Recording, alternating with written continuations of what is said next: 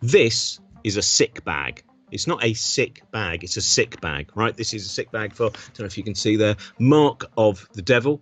And I think it's the kind of thing that this week's guest on Tips for Existence would once have been envious of. Probably not now. But when I first met her, we talked a lot about the films of Troma, such as Surf Nazis Must Die, Class of Newcomb High, Toxic, Avenger, etc. But now she's best known as a stand-up classicist. So this week's guest is Natalie Haynes. And here is a little bit of Natalie Haynes from this particular episode. Don't forget, if you support us via Patreon, you can hear all of the 18 episodes, which are currently out there, as well as all of the episodes of An Uncanny Hour and lots of extended stuff and other freebies.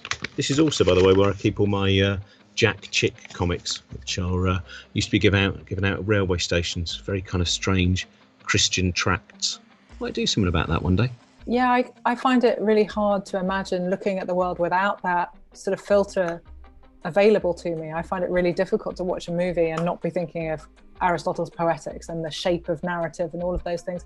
And I reckon there are loads of people who are doing that without having ever read Aristotle. You know, screenwriters and people who've done screenwriting courses are all using basically the same kind of thing that Aristotle talks about in the Poetics. They're probably just using a modern, you know, iteration thereof, which may or may not mention Aristotle.